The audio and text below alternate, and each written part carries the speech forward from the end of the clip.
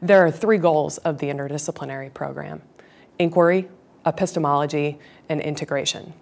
By inquiry, we mean that we want to have students involved in questioning, real-world application, messy problem-solving type work. By epistemology, we're looking for work that students can engage in that is not only learning content within a discipline, but also about the disciplines and how those disciplines operate.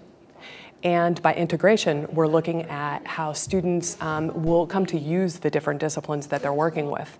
Are those disciplines working hand in hand, or is there a time where one discipline takes precedence over another? It was funny that 5 people right off the bat, they didn't want to mention it. It's like a taboo subject because they feel that by mentioning race, you know, if everybody's equal, then we shouldn't even point it out because that's going to make... Bill Williams and Leah Dom have put together a course on race in which they look at both the biological basis of race, or lack thereof, and the social construction of race. What about the encoding of racial messages in popular culture, in magazines, in newspapers, television, radio? Sometimes academic discourse puts up walls between disciplines, and real life isn't that way. So the students are very interested, very engaged.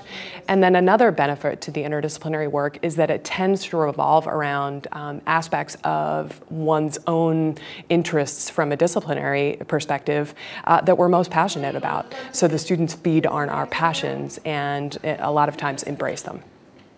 Absolute innocence and a particular, hideous form of social evil juxtaposed.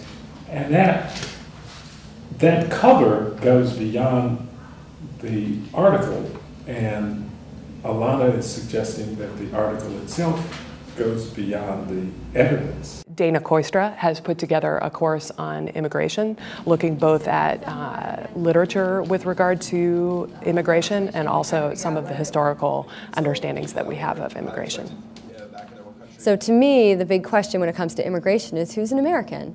Because what you can do is modify that question. It can be, who becomes an American, who should be an American. You can look forward then, you can look back, who has been an American in the past? How have we defined what America is in the past?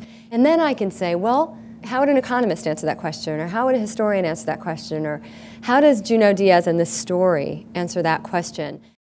Both John Schiltz and Blake Eldridge are teaching a course on makers of the modern mind. It basically says every decision we make, it's almost like our inner passions fighting against each other. Okay. And then eventually one will bubble up, and that would be eventually the path you take. What's the relationship to freedom, and how does Nietzsche invert?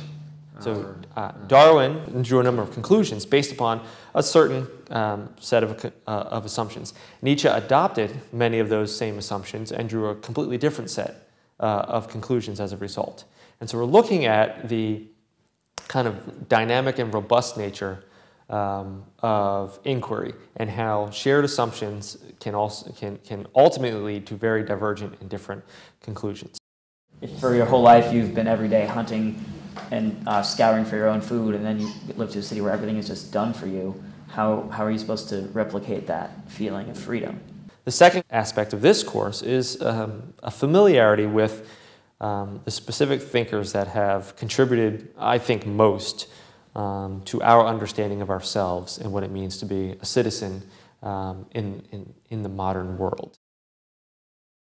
I hope that the students, when they leave the courses that they're going to take in the interdisciplinary program at Lawrenceville, I hope they'll walk away with a better understanding of both the power and the limitations of disciplines. Disciplines can be powerful. It's helpful to look at a problem with a given lens, with a given way of thinking. But disciplines can also have their limitations in terms of the fact that they can't answer every type of question, and the world isn't set up according to disciplinary boundaries.